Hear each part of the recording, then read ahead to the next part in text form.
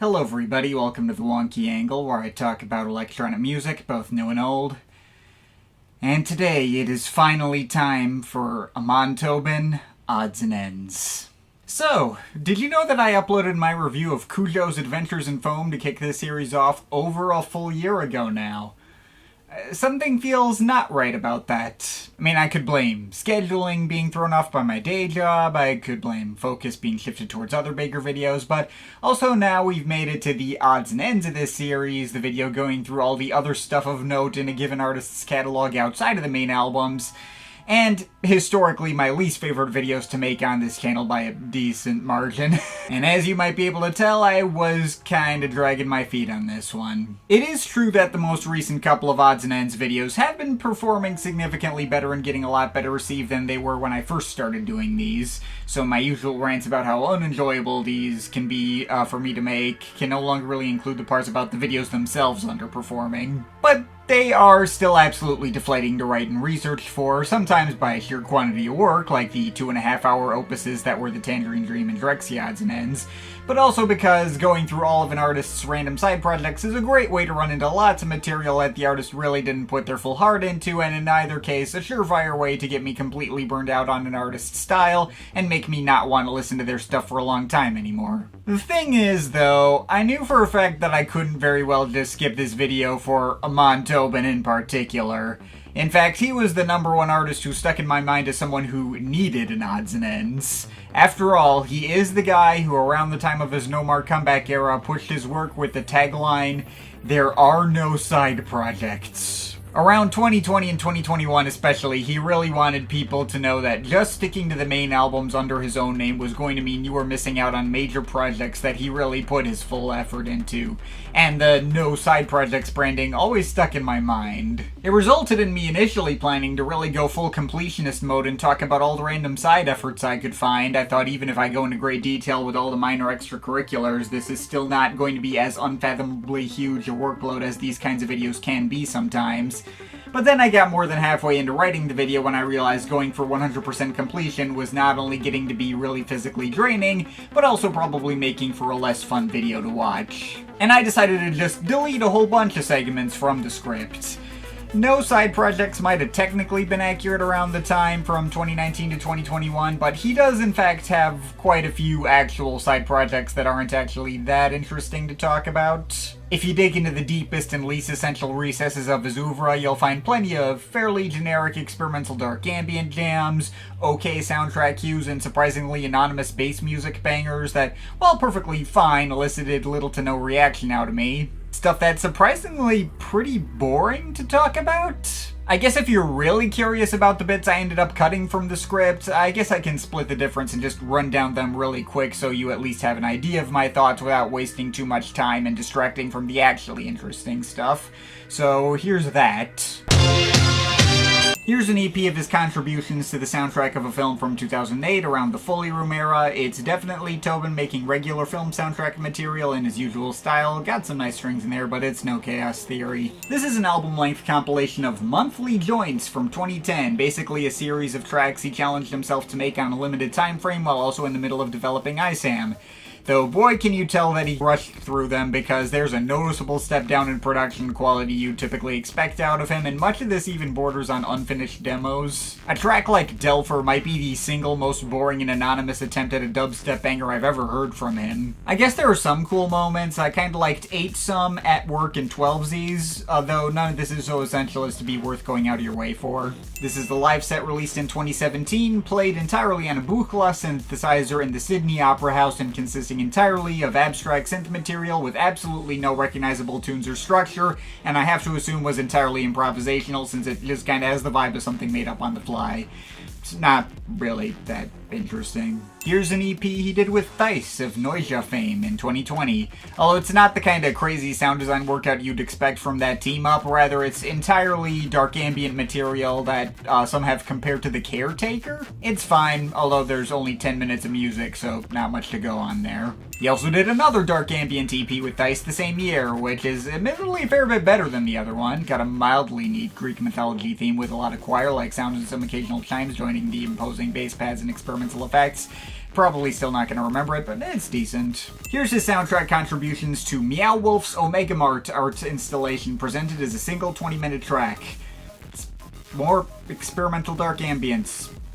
Gonna be honest, I got nothing. That was the entire segment in the first draft of the script too. Easily my least favorite thing I heard while researching this video, which is a shame since at least the album cover is more appealing to look at. Here's a 6-track EP he put out in 2023, which is technically the most recent non-compilation project he's publicly released. It's once again entirely formless dark ambient stuff, but at least there's actual progression and I can actually tell tracks apart from each other here. In fact, I'll just copy what I initially wrote for the segment since that was also already pretty quick.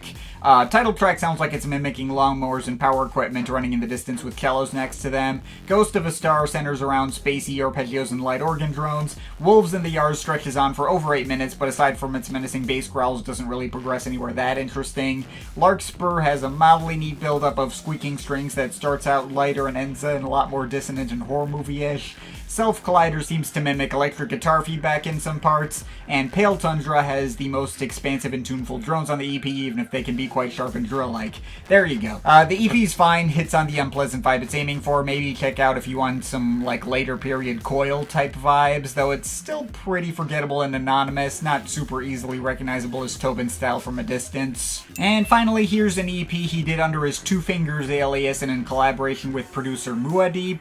It's all fairly straightforward semi-experimental dubstep bangers that just kind of run together for me. Like if some up-tempo Tipper-style productions had less sauce and even less melody. I mean, I guess it was alright, but it's not essential either. So there you go. I had lengthier write-ups of those, but I felt like I was writing in circles for a lot of those, and there's a bit of a disparity between how interesting minor extracurriculars like those were to listen to and the other stuff of more actual meat that I'll be highlighting today. By the way, I know nothing from his earlier days is discussed in this roundup, but that's because there's nothing from his early days left to talk about, really. Most of the straggler EPs from his classic eras were just teasers for his main albums, and I think I discussed all the relevant material in my reviews of those albums. In any case, feel free to yell at me in the comments about, like, maybe some of your favorite loose tracks, which I may have glossed over for the sake of not losing my mind making this. I know there are plenty of those, too. But anyway, setting all that aside, even if his catalog is far from being as spotless as some would like to say, it is certainly true that there are a lot of projects to his name outside of his mainline studio albums that you could still tell that he did in fact put his full effort into, where the no side projects tagline actually did fit, or at the very least have further value beyond just having Tobin's name on them. So I decided to instead exclusively focus the video on the stuff I actually found interesting to talk about. This is an odds and ends, talking about the side projects that aren't side projects. And while that means I'm only properly focusing on 9 projects in total for this video, maybe 9.5 since there's one with separate vocal and instrumental versions that happen to be very different from each other, we'll get to it. Those 9 projects still leave a ton to talk about, and there are plenty of actual gems or strange experiments that are at least interesting to talk about, so let's get into it. So to start with, of the many side releases that Tobin put out under his own name, the one I felt was the most important to not skip was the Dark Jovian EP, his final project to be released through Ninja Tune. This project got fairly divisive reviews at the time since it was the only project of major significance that he put out in that lengthy hiatus period he went on between ISAM in 2011 and Fear and a Handful of Dust in 2019. And at its core, this is once again an experimental dark ambient project. Not exactly the kind of thing that seems to have a lot of meat on its bones on the surface. Any fans that really wanted the old jazz breaks Tobin back and were still hanging on after ISAM pretty much took the release of this project as confirmation that we were never going to get any trace of the old Tobin back ever again. However, in the time since then, this project has picked up a small but dedicated fan base really willing to go to bat for it as among his best work. And while I wouldn't necessarily put it among, like, the very best stuff he's ever done, it is certainly a very good ambient project and nails the specific kind of outer spacey effect it's going for without ever feeling boring or tedious like some of his other stuff in this vein can be. The title track certainly sets the tone with lots of loud rumbling effects and dramatic and expansive pads, about as intense a dark ambient track typically gets while still fitting squarely in that subgenre. Feels like it could have been partially inspired by, like, Cluster's debut album from 1971 or something. Got that same sort of, like, spaceship in danger of collapsing on re-entry sort of feel to it, I guess. In Your Own Time shows him heavily processing his vocals into a marginally more tuneful ambient composition, a spiritual precursor to what he'd eventually do on, like, Fooling Alright on Fear and a Handful of Dust a few years later, or some other projects which we'll get to more later. Adrestia Contact is the most rhythmic cut on display here, with a lot of thicker synth arpeggios bubbling underneath all the floating dramatic pads that once again feel like a modern spin on the work of the early 70s synth pioneers. Probably my favorite of the 5 tracks as well. I.O. is the most peaceful of the tracks on display here, floating through a lot of ghostly effects and pads and formless ambience that sometimes breaks out into more melodic sections with some choir-like sounds. And Encounter on I.O. gives its synths more definition and texture, but otherwise also floats through a fairly formless meander of experimental effects and strange, mysterious melodic passages, justifying being the longest track in the bunch with the most interesting progressions. And I guess the 3 remixes tacked on at the end are neat too. The Lee Gamble reshape of an Encounter on I.O. leans even further into the formless and definitionless dark ambience than the original did. The Logos remix of Adrestia Contact gives the track a different, marginally bass music-inspired structure that feels way more jerky and stop-start than the original, but still interesting. And the EPROM remix of In Your Own Time is a wonky future bass remix of that track in the style that EPROM was doing on his own time back then. It's cool as something to add more rhythm and structure than anything else included here, even if it's not the most directly appealing to my typical sensibilities. Overall, I think Dark Jovian is a very cool sounding work and something that clearly had more effort put into it to elevate it beyond being merely a tossed off side thing to tide people over in the 8-year wait between 2 surrounding full-length albums. I don't know if I'd go so far as to say I absolutely love it. Tobin is wearing his influences on his sleeve a fair bit more than usual, and being an EP, it is maybe the kind of thing that could leave me wishing it had been fleshed out even more, but I won't complain too hard about the project we got, especially considering some of the less interesting dark ambient projects he put out afterwards. This stuff feels like it had much more actual thought put into it, with more of the ability to scratch the itch of what one would want out of an Amon Tobin production. And I think it's more than enjoyable enough to get a strong 7.5 out of 10 for me, to even bordering on a light 7.7. It's not groundbreaking, but it is very solid. Alright, so with that out of the way, let's finally get into the main story of this video and talk about his stuff under other names. I'm going through the rest of the projects he released under other names chronologically, mainly since the other aliases only have 1 album each to their name, and I wanted to space out the projects from his most active side alias, but we're going to be starting with said most active alias, Two Fingers. As of now, the only name aside from his real name under which he's released multiple full albums. Though at the time this alias first came to be in 2009 for the self-titled debut album, it was actually a duo, the collaboration between Tobin and co-producer Joe Chapman, aka Doubleclick.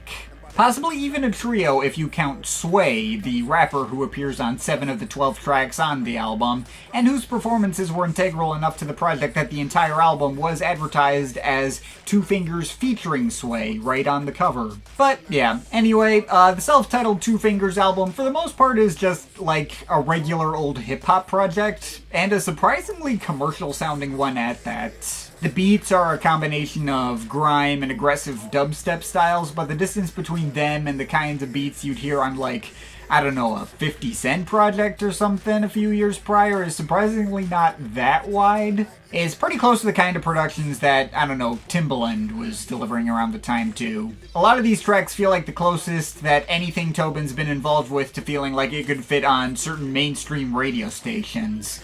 At least the most hip-hop-centric ones in, like, the 2000s or something. Truth be told, if this project had been advertised as a Sway album featuring production from Two Fingers instead of the other way around, this might have not even fallen under my format at all.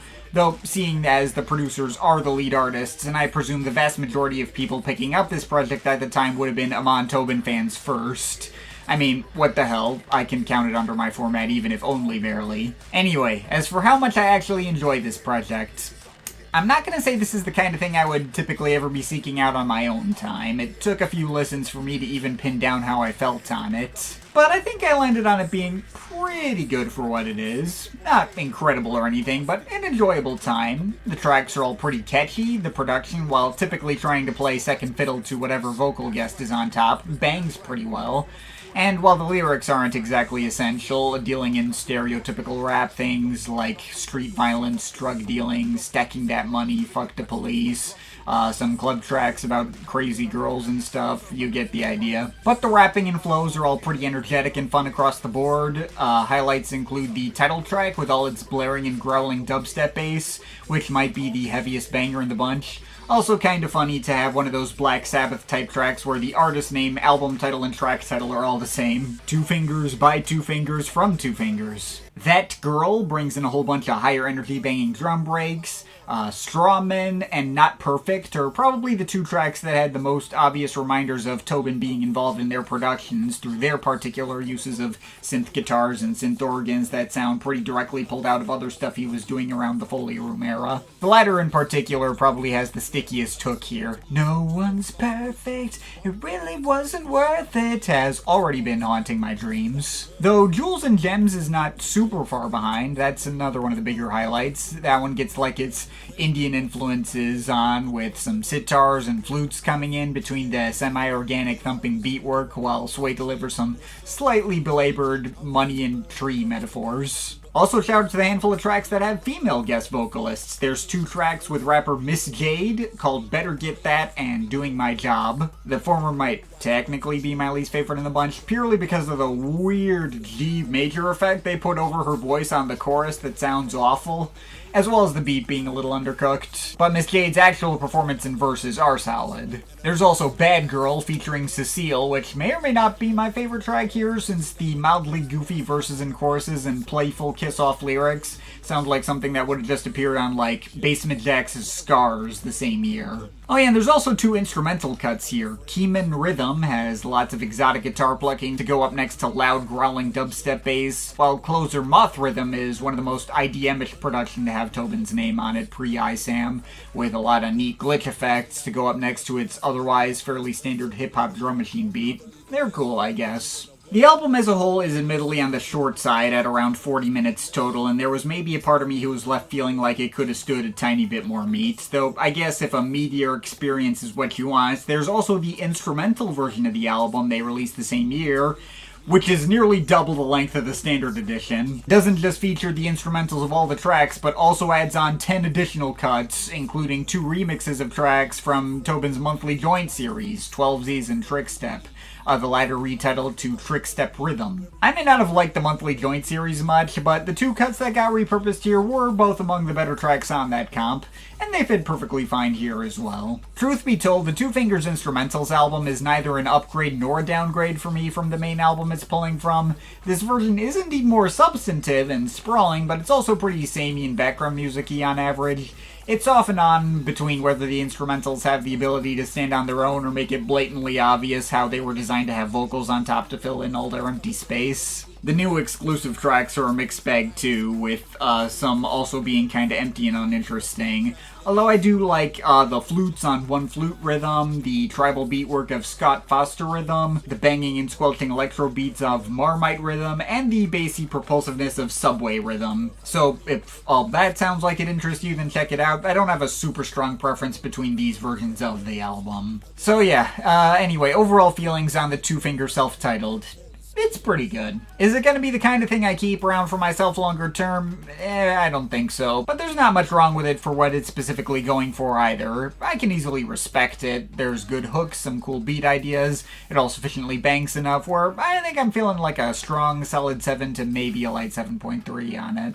Anyway, after 2009, 2 Fingers was reduced from a duo back down to another Amon Tobin solo side project, but he did keep going with it semi-periodically. In fact, only a few years later in 2012, he put out another full album under the name called Stunt Rhythms. And not just a regular new album, a double album. albeit one that in total over both discs is still a few minutes shorter than the instrumental version of the first Two Fingers album. The first disc is all instrumental dubstep stuff, and the second disc is much more hip-hop with some vocal tracks like the first album, except with no appearances from Sway.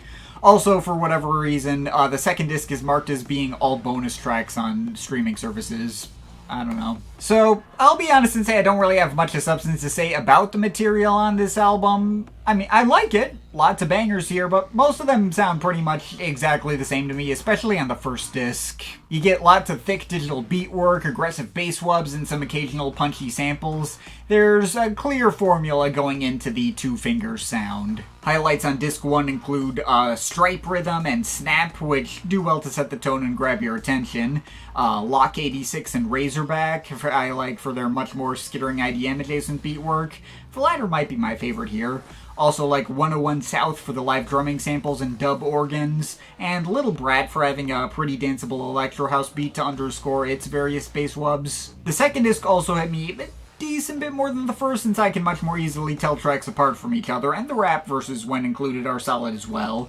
My favorite two were Crunch with PD Crack and Chinko de Great for its classic boom bap type beat and catchy repeating rap choruses, as well as I like a Problem with Lady Pharaoh, who puts more energy into her performance than the other already energetic performances elsewhere in the project. The couple of instrumentals on disc 2 are mildly interesting as well, like Rock Scissors with all its vocoder hooks. But, man, that's about all I have to break down here, though. Overall, it is a fun listen. Lots of lively bangers, even if a lot of them feel interchangeable. The first Two Fingers album was catchier, for better or worse, but this felt more like Tobin's own thing without feeling like it was half a play for mainstream radio or something.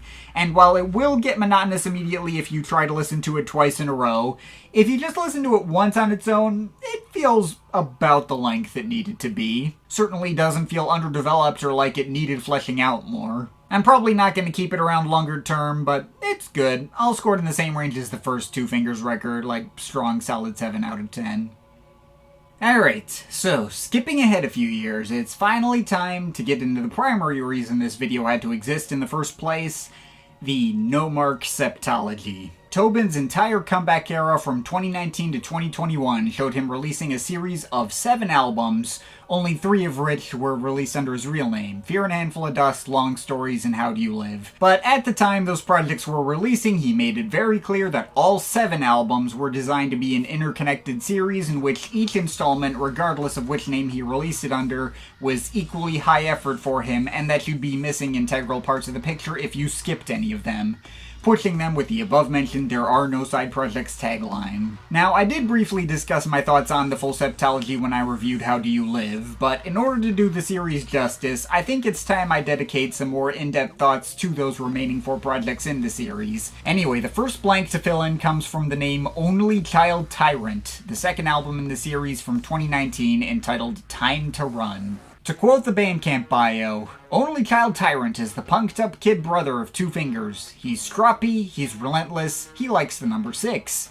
He's been listening to his uncle's collection of rock, from Beefheart and Zeppelin to Fugazi via Dick Dale and beyond, and stealing his brother's 90s mixtapes, and it's all gone to his head. So, this is basically Tobin's attempt to make a rock album entirely by electronic means. Every guitar is really just a synth, every drum beat is MIDI programmed and sonically shaped himself, doing the ISAM method of composition, inventing sounds applied to music, as it were, albeit here applied to more traditionally recognized frameworks of another genre, in such a way where it could theoretically pass itself off as a regular rock album. And it is indeed very convincing as such. You can hear synth settings he's used on other projects, especially when it comes to the organ sounds that appear occasionally, but they still fit perfectly into these productions, and the synth effects give this stuff that kind of like retro psychedelic edge. And beyond that, the distorted guitar sounds and surf guitar backup all sound like real guitars with a lot of grit and edge behind them. And the drums have lots of organic feeling punch and heaviness to them. Maybe some of the drums in certain moments can have a slightly MIDI-ish timbre to them that might give them away, but even there, I have heard albums from real rock bands with real live drums that were produced to sound much more fake and underpowered than that. I am looking directly at the band Yes and their output from Heaven and Earth onwards. So yeah, on a technical level, this stuff is really impressive. Though that does still leave the question of how well this material works on its own merits once you get past the novelty of how it was created and how convincing it ended up feeling. And that's harder for me to say. I do like this album, though I'll admit the particular noisy and distorted punk-inspired style he was going for is not the kind of thing that typically appeals to me that much. It's the kind of thing I can easily appreciate and respect, and I do think it all goes hard, but there's also a feeling I get where my enjoyment of it can only go so deep. If you were to completely ignore this album's backstory and digest it like a regular rock project, there's a sense that this stuff is a little thin on ideas from a compositional standpoint. The album's less than a half-hour long total, but I also felt like it went by surprisingly slowly, like it felt like a regular 50-minute album. It was the kind of thing where if exactly one more track were added, this would have been too much. And that's not because there was a lot of substance either. Now, I don't know if there's any way he could have easily improved upon this aspect. It's an album that does feel like it's the exact length it needed to be, neither too long nor too short for its own good. But that does feel a little weird to say about a project as small scale as this one. It's right on the verge of falling into tediousness without quite going over that threshold, and didn't exactly reveal any new sides to it with more repeat listens. All the appeal is going to be right there on the surface level of being bangers without going deeper than that. I'll tell you what, it is at least not a samey sounding album. I can tell the tracks apart from each other, and that is definitely good. Opener Monkey Box has among the catchiest lead riffs and most propulsive grooves.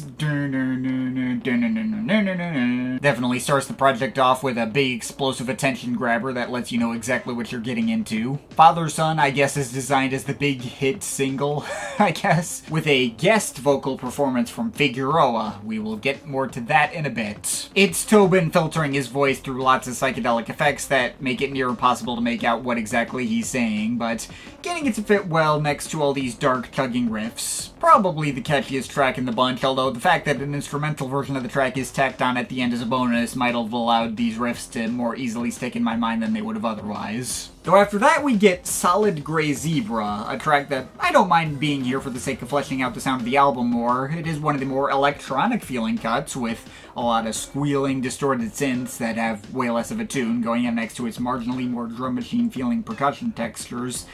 Though this mix can be maybe a little bit off-putting and tiring depending on the listen, and I especially don't know what to think of the spoken word passage he inserted in the middle, which starts with the line, "I'm not being racist, but the smells are different."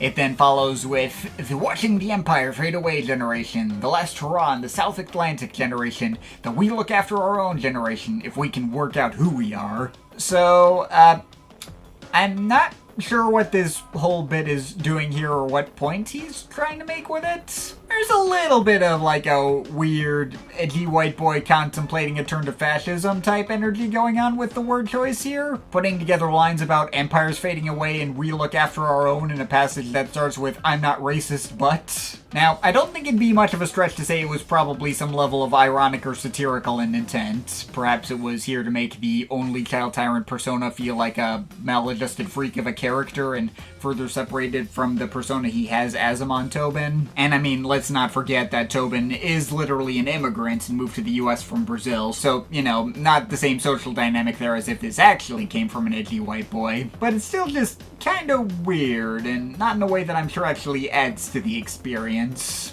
Also, maybe not a great sign that that's the track that gives me the most to say, but at least the rest here is still relatively easy to get into for what it is. Long Down is another electronic-focused track, and a much slower-paced one, with lots of retro 70s flavored early industrial synth cascades and some guitar riffs that remind me a little of his track Chocolate Lovely, before intentionally fucking everything up into weird experimental passages. That's pretty cool. King of Kong is a fairly straightforward and punchy surf rock banger that hits well despite being less than a minute and a half. The title track has all these sneaky distorted bass lines and dissonant organ riffs going over punchy beats that make it feel like it could score a super tense chase scene in a movie, and 8-Bit Psyche has more organic feeling guitar bass lines to go up next to slower and heavier beats and wiry synth pad leads for one of the marginally more tuneful cuts in the bunch. And yeah, that's about all there is to go through in Only Child Tyrant's Time to Run. It's pretty good, plenty hype-inducing. If some of these tracks were stuck into the context of a regular Amon Tobin album, I can't deny that they pretty instantly get me excited, and all of them feel well thought out enough to work on their own merits.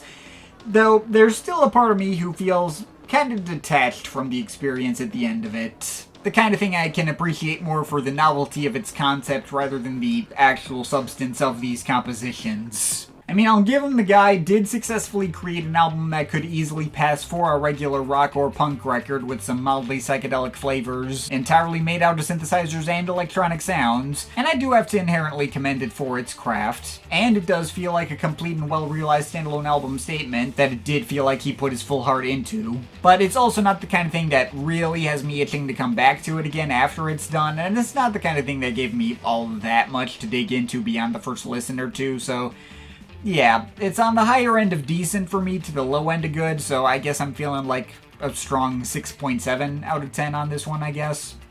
Well, anyway, moving further on to the Nomark series, it's time to move on to 2020, where he went back to only child Tyrant's big brother, Two Fingers, and returned with his third album under the name called Fight, Fight, Fight. The sound of this one, combining dubstep and hip-hop influences into hard-hitting blends of beatwork, is pretty close to the same as what he was doing on Stunt rhythms, and will mostly be pretty familiar to anyone who'd heard any of his previous work under the Two Fingers name.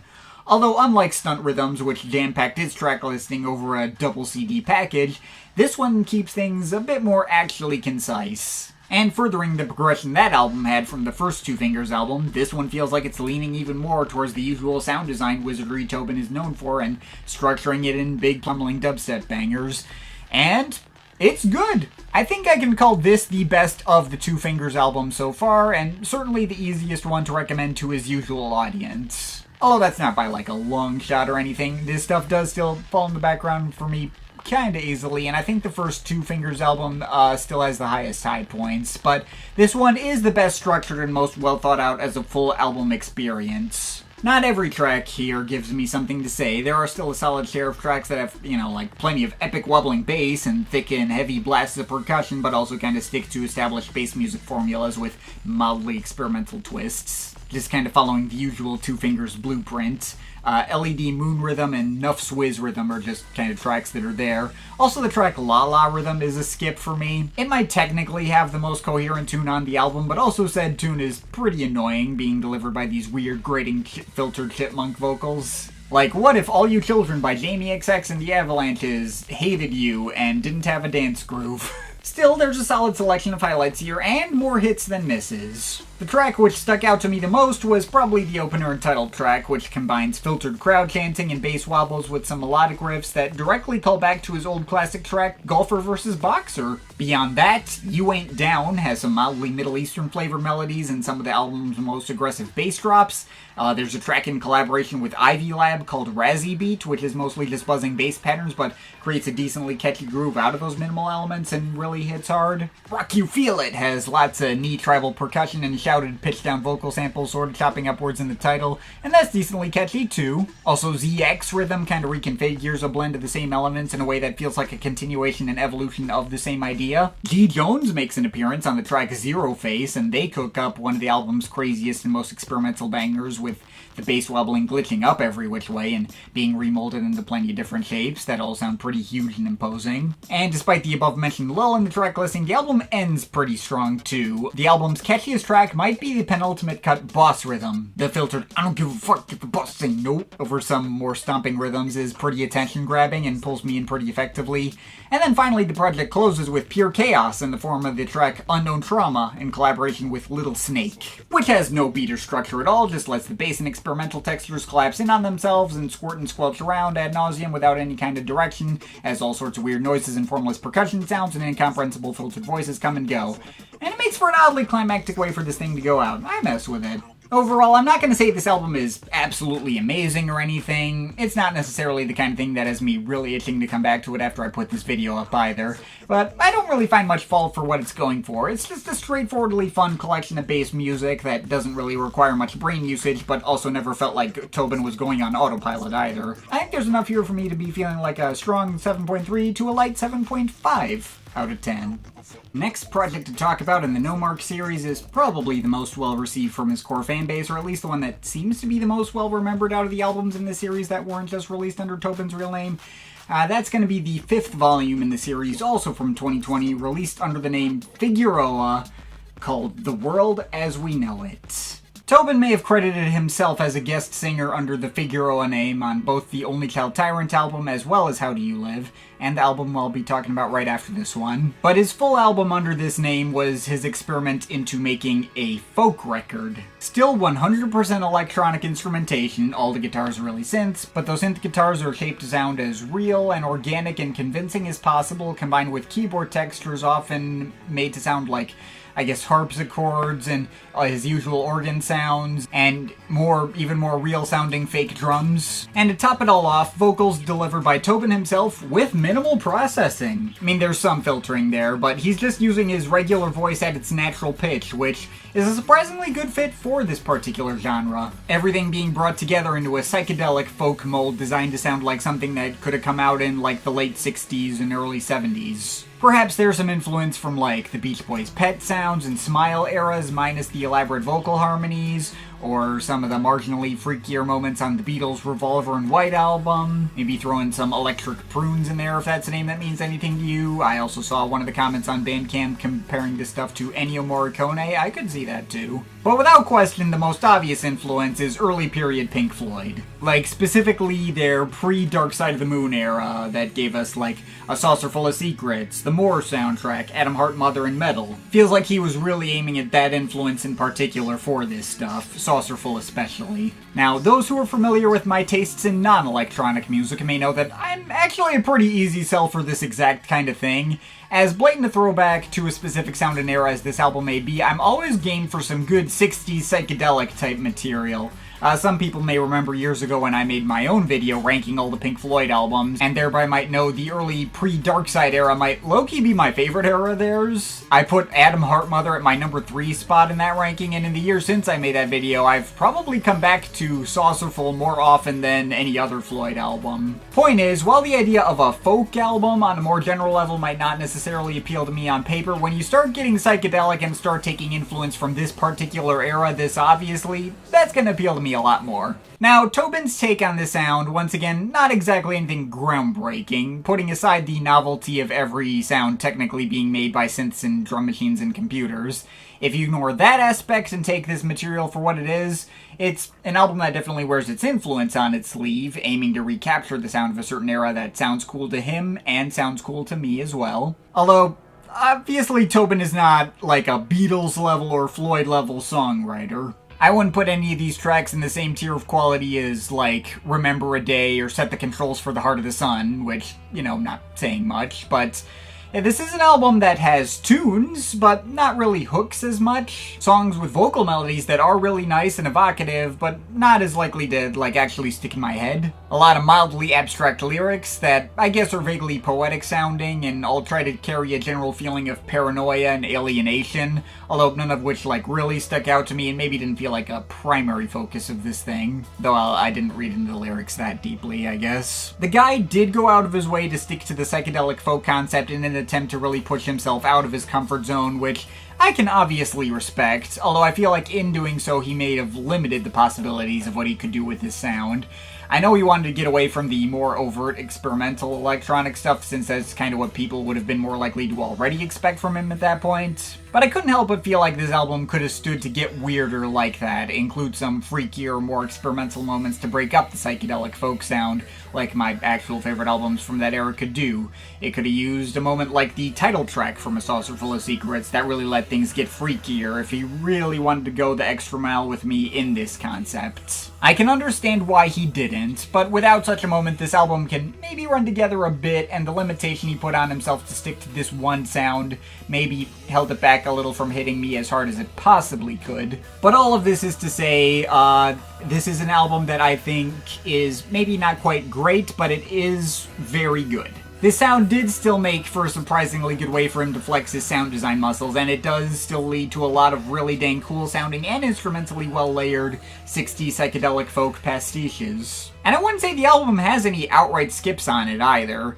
Maybe the track Better Run feels a slight bit out of place thanks to starting with some plucked synth guitars that weirdly feel a lot more plastic and 80s-ish, kind of break the whole retro folk illusion, even if the tune it builds into later is suitably creepy. And I guess Don't Be a Bitch is a track that's just kind of there without really doing anything to stand out for me. But aside from that, I don't have too much to complain on the individual track front. Highlights include the opener Weather Girl, which makes for a fairly spooky but also fairly energetic start to the project that does well to set the tone and has a lot of neat rapid guitar strumming and thicker bass lines. Put Me Under has another tune in a similar mold that gets a little more foreboding with some mysterious and airy vocal harmonizing, and Do Right kinda hits the same note as well without any beats. If You Knew My Name lets the beats get much slower and sparser, making way for more electric guitar textures and fake Hammond organs that let the Floyd comparison more easily come to my mind.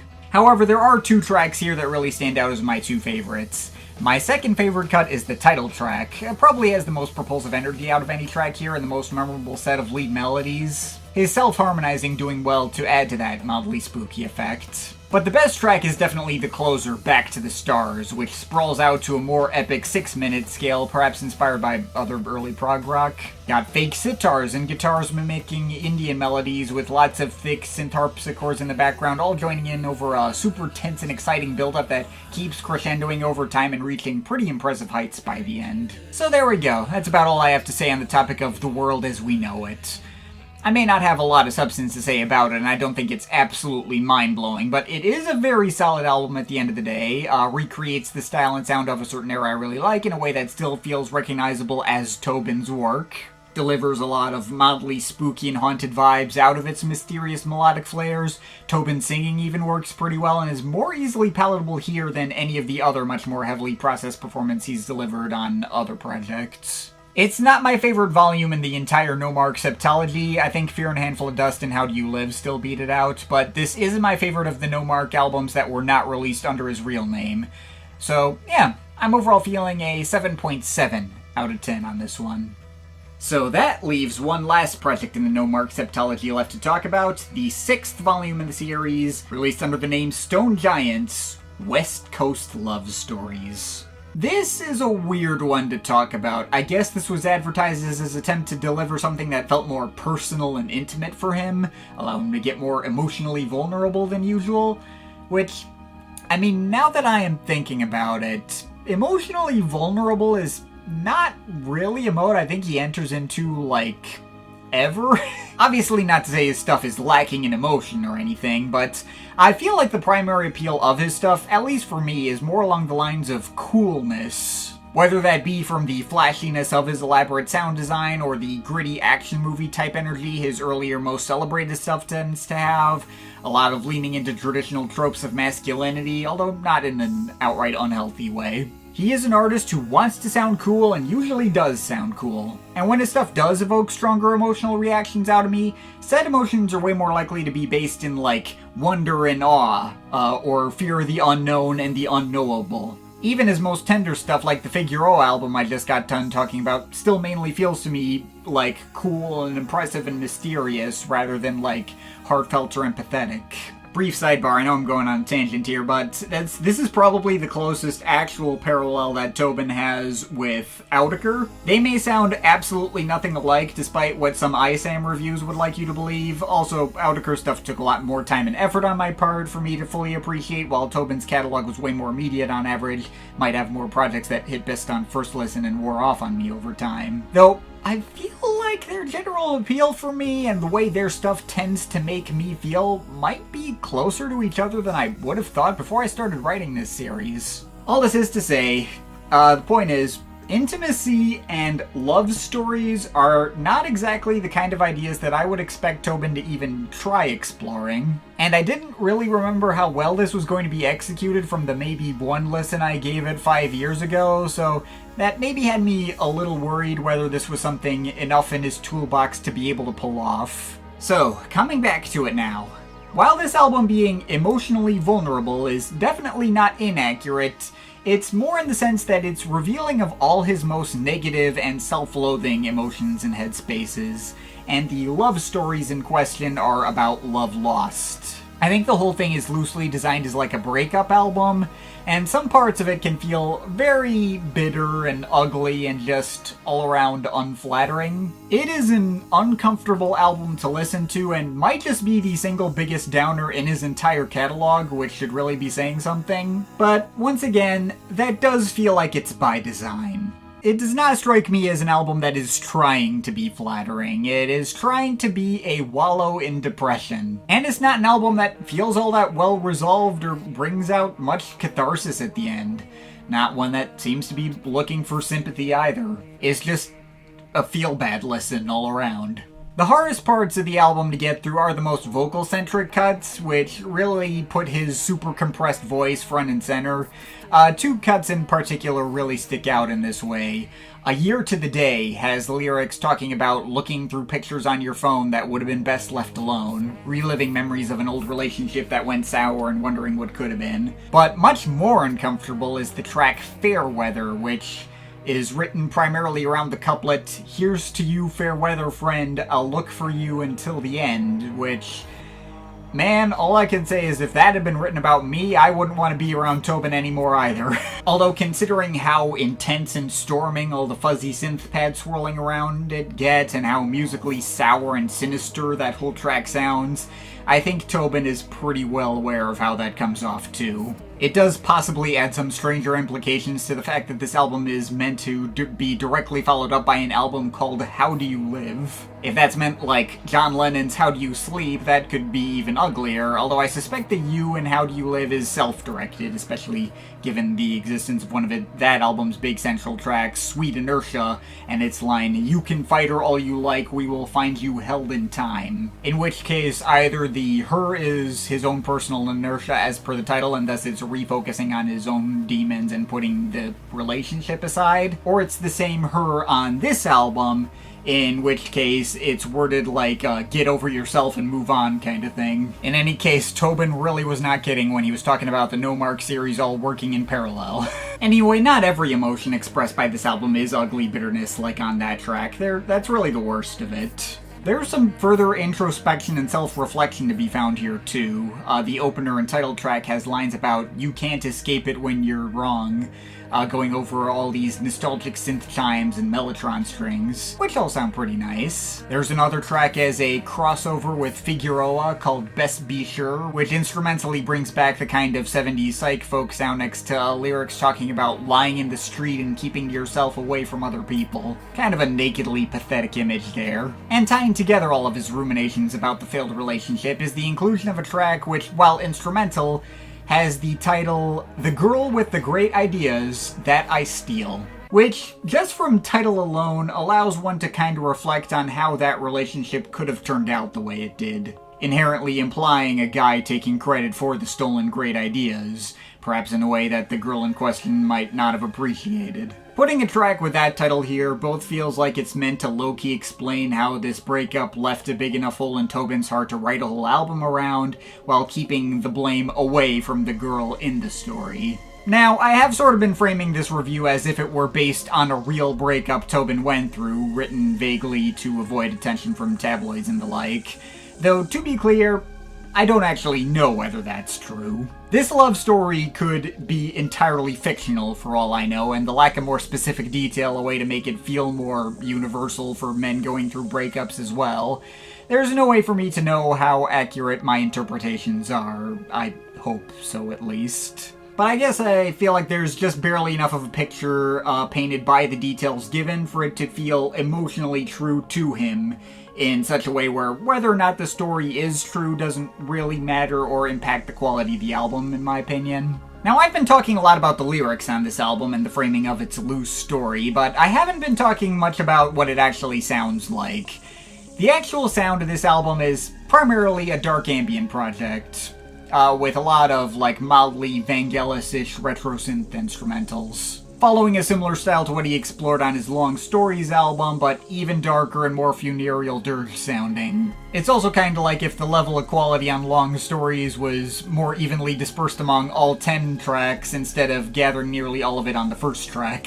Only 4 of the 10 tracks on this album actually have lyrics, the rest are just abstract instrumentals. I guess technically one could say the album's lead single Metropole has lyrics on it that you can read on the Bandcamp page, but it's text-to-speech gibberish with maybe some English phrases thrown in, but not enough to actually convey any meaningful ideas. It's an instrumental in spirit. It is one of the better tracks here, though, and I do quite like the spooky melody it carries. Feels very sad and haunted. There's a number of abstract pieces that evoke empty places, like the subtly pulsating and haunted pad progressions of A Well-Run Road, or the melancholic Stinson Beach, which builds from super melancholic synth surf guitars that actually kind of bring certain Casino vs. Japan productions to mind, before they get covered in all these waves of heavy distorted pads and some synth leads in the background that kind of seem like they're trying to imitate an opera singer or something. The above-mentioned The Girl with the Great Ideas That I Steal has a marginally more major key bend to its more rhythmic melodies and frayed pads, but still carries some clear level of anxiousness underneath everything. There's also a track with guitar synths and Tobin doing a lot of vocal harmonizing that's called Dad's Big Camping Trip. I guess shifting focus away from the core breakup framework of the album for something that I guess is inspired by his family? Although with a particularly tragic and heavy tone that brings the idea of said dad's camping trip being the equivalent of the whole he left to go get some cigarettes cliche. And finally, for the ending, he buries himself in All of the Pillows, a track which just kind of piles harsh analog synth builds on top of each other for some tonally ambiguous chords. Kind of melodically and texturally reminds me of the synth leads that the band Bent used on their track Invisible Pedestrian, which, complete coincidence, very wide disparity in tone between that track and this one, but still a parallel that kind of came to mind. So yeah, I guess that's about all there is to break down in West Coast love stories. I don't know if this is an album I can easily recommend to those outside of the Amon Tobin diehards. It's very much a rough, no fun kind of listen, and I would easily get it if you heard this and just found it to be an absolute chore to get through, even if the album doesn't even break 40 minutes total. On first return listen, I was ready to call it my least favorite album Tobin's ever put out, both on the merit of its lack of an original sound that other projects Tobin's done don't already do better, the thinness of the ideas actually on display, as well as the bitter and ugly tone some parts of it could have, mainly Fairweather. But I did find myself gaining more respect for the album the longer time I sat with it. I do feel like it's structured pretty well as a whole, certainly better structured and more cohesively assembled as a complete album statement than Long Stories was. And the writing feels just thoughtful and introspective enough where the entirely male-centric and navel-gazy perspective doesn't bother me as much as it potentially could. I do not imagine it'll be for everyone, and I doubt I'm going to keep it around longer term myself, but I can respect what he did here and say I got just enough out of this for this to get away with a light, solid 7 out of 10.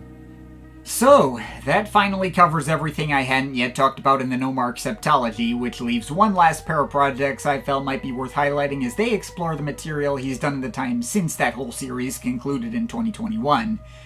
It's been 5 years since How Do You Live came out, and he has kept somewhat active in all this time, though the vast majority of the material he's done since then was exclusively released for his paid subscribers to his Nomark Club. People who sign up for a $5 a month subscription on his label's Bandcamp page can get all sorts of exclusive loosies, most of which I have not heard, as I've never joined the club myself. However, he was nice enough to publicly release 2 compilations on Bandcamp of some previously subscriber-exclusive material called Nomark Selects Volume 1 and 2, released in 2023 and 2025 respectively. So just to tie up that loose end, I'll talk about the material he decided to include on those. Now when it comes to Nomark Selects Volume 1, the good news about this compilation is the actual material on display here is just as enjoyable and well-polished as anything he put out on his more recent regular albums. And there's even a couple of cool surprises. Most notably, he brought back the Cujo alias for a few tracks. Remember Cujo? I know it's been over a year since I did that video, but yeah, after all these years of swearing off the jazzier side of his sound, he finally decided to let those influences back in a bit for old time's sake. Now, the 2 solo Cujo tracks that appear on this comp clearly are not based around samples like the old Cujo stuff he made in the 90s. This is all original stuff made out of the same kinds of imitation instrument synth settings he made for the Nomark series. But he kinda recreates a similar vibe to the most downtempo stuff from that era. You got the track Early for Clink Street, which is like a moody nocturnal jazz soundtrack cue with all these nice electric piano, upright bass, and synth string sounds. It kinda has the same vibe as his old track Natureland from Super Modified, and I cannot complain about that. And there's also the track 9 Bars Back, which has some more mildly exotic flavors to its organic sounding percussion, but brings in some nice fake upright bass and maybe even some convincing MIDI saxophones as well. Both of these tracks sound really nice. The comp also opens with a track which is billed as a collaboration between Cujo and Two Fingers called Babu the Dog, and while it does strike me as feeling more like a Two Fingers thing than a Cujo thing, with the much heavier bass and dubstep flavored percussion seeming to take a bit more focus, all the well-layered, spooky melodic flares going up against them do make for a solid tune, and one of the most enjoyable cuts in the bunch. There's also two more cuts here attributed to Two Fingers as well. One of them, Yum Yum Rhythm, is just kind of whatever, with some vocal processing and buzzing bass going up next to sparse percussion taps. But the other one, Golden, was a particular highlight on the comp. Sounded like he brought in an actual sample for that one with some guitars and someone singing the title going up next to much more aggressive bass rumbling that ended up feeling pretty epic and maybe even kind of catchy like the best Two Fingers productions can. The remaining 5 tracks on the comp are attributed to Tobin under his real name, and I guess focus on his usual abstract synth sound design trickery, but there's some cool ideas floating through this one too. Cruel Like Flint was a track I remember him posting like a preview of on social media at the very beginning of the Nomark Club's existence, and briefly got me to consider signing up on its own. It sounds like it could have been one of the big epic bangers from How Do You Live, with lots of thick and slow slamming percussion and walls of buzzing synths. Feels really intense and apocalyptic and dangerous like the best parts of that album could be, with a decent melodic hook to boot. You got the track Mighty Tetra, which has all these not really melodic metallic synth arpeggios zapping away over crazy, frantic, live-sounding drum sounds. In Long Dark Grass has more abstract synth sequences layering over each other for a composition that's technically more ambient and brings in some airy vocal pads at a few certain points. The closest to the Fear and a Handful of Dust sound on this comp, while also providing a more intense and metallic edge to that style than much of the material on there. That's cool. Deep in Time feels like a track in the Long Story style, with fake but punchy, slow-moving prog drums going in next to airy but muted melodic progressions. Could have been one of the better tracks on that album had it made an appearance, at least around like Clear for Blue or Dust for a Duster level maybe. And finally the comp ends in Redshift, the most abstract and formless cut of all, which is primarily based around all these synths that just shoot out like lasers at periodic intervals over an otherwise muted ambient mix. Ends up low-key making for a solidly climactic finish to the experience provided by this comp. So yeah, as a whole, Nomark Selects Volume 1 is really good. A solid variety of ideas, featuring some of his best tracks in a minute. Definitely worth checking out if you've enjoyed Tobin's other more recent work. So, yeah, I think I'm going to score this comp a 7.7 out of 10. Alright, give me a sec, it's getting kind of dark out. There we go. Now, the second volume of Nomark Selects, released in 2025, as of now Tobin's most recent publicly released output, admittedly didn't grab me nearly as much as the first volume. Most of this stuff definitely has a particular B-side-ish quality to it, and it's much more obviously a collection of stragglers and leftovers that feel like less interesting takes on ideas he's already done better elsewhere. But hey, I guess this stuff is all pretty polished for what it is, and if you just want Tobin to deliver more of his usual weird sounds and bangers, you'll definitely get that. Fittingly enough, the comp is much more centered around material attributed to his real name. There is a single track attributed to Two Fingers called Deep Frida, which has the most fun and energetic rhythms out of all the material here. And there's a track credited to Amon Tobin vs. Cujo called Paranova, which admittedly didn't really stick out to me as much as I hoped. I mean, I guess there's some cool flute sounds and kinda operatic singer-like textures floating through that one, but although the pad of buzzing bass underneath is just not super pleasant. But the remaining 8 tracks don't really play around with the aliases, they're just regular Amon Tobin tracks, and most of them are decent. I guess this comp's opener, Dear June, is pretty distinct sounding, with all its dramatic, high-pitched airy pads letting some squirtier bass and sparse beats tap over it. Paisley Nights and NEVA, Neva, they're relatively epic, dramatic and futuristic feeling bass music bangers. The latter did grow a bit on me on second listen. But you also get a track like First Cat, Last Cat, which is a much more sparse and menacing bass music banger that is admittedly pretty empty sounding and probably my least favorite cut here. You got Strange Inside, which has some lumbering heavy beats and off-kilter plinking textures, which I guess are neat. Hush Say the Wilds has a more ambient bend to it with more plucked guitar synths, but building up to thicker and more dramatic heights later. I guess my favorite track here is probably Slow Sun for its decently emotional mellotron pads going up next to more organic jangly percussion textures.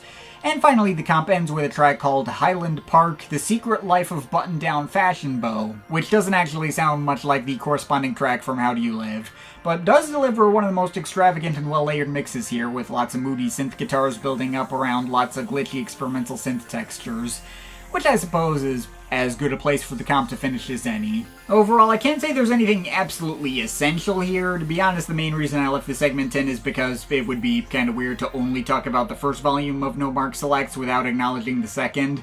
This is closer to the average quality you'll get out of the actual side projects in his catalog that I ended up cutting out from this video. But it's not. None of this stuff is that bad or anything. This comp's all around fine. There's nothing, actively headache-inducing here, either. There is a floor of quality here that isn't present on all his extracurriculars. At least all the stuff on this comp is still very easily recognizable as Tobin style in particular, and all of it feels finished and sufficiently polished up.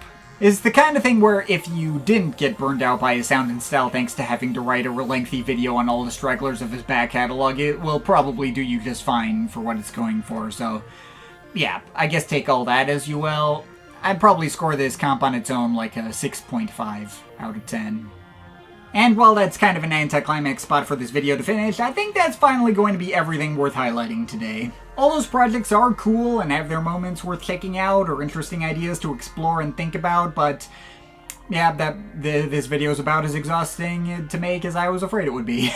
But now that I'm finally through this, having finally finished the video on the guy who was always #1 on my mental list of artists who I felt actively needed an odds and ends video because of all these projects that had mainline album level effort put into them, now that this is done, I'm actually kind of hoping to make this video the last major odds and ends video on this channel.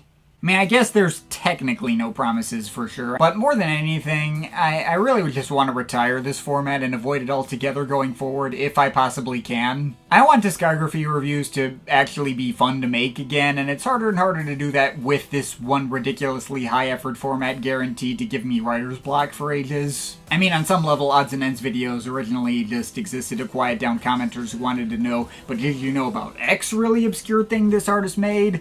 And rather than to explore the artist's side projects that actually gave me something interesting I wanted to talk about. And while I knew the workload would actually be justified here, and I don't regret having gone through with the amount of work I've presented here, I mean, there's also no reason this series should have taken me longer to make than the freaking Tangerine Dream series. I know I was unemployed during that series, but this still feels kind of ridiculous. I want to save myself some extra work in the future. I've already been thinking about axing this format for quite a bit longer than just the length of this series. I hope y'all can understand. The point of this channel is for me to have fun at the end of the day, and these are not that fun, usually. However, I guess to kind of make up for it, another format that I seem to recall mentioning at some point that I kind of wanted to retire was Top 10 Tracks videos. And having now reached this point in the series, I've changed my mind on that one.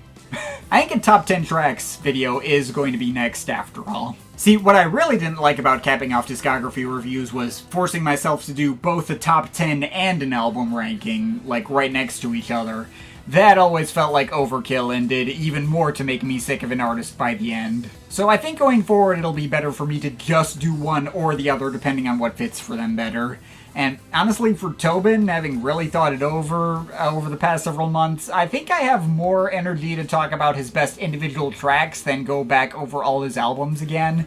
Especially when I surprisingly don't really have strong feelings on how his albums actually compare to each other. A lot more of his stuff sits around a similar bracket of quality for me. Maybe I'll include a quick mini ranking of the albums in the top 10 videos, a bonus or something, but I really just need to get this damn series done and put myself in a healthier position with making future series, so I guess you can look forward to that in the near future. But, yeah, I'm gonna leave it at that. Of course, this is all just my opinion. You can feel free to disagree with it, but I'd like to hear your thoughts, so leave the comments in the comment thing down there. Shout out to my Patreon supporters. They're awesome people. You want to add yourself to that list or make me review something, link to my Patreon is in the description. Schedule is still open. But yeah, that's pretty much it. So that's all for today. See you next time.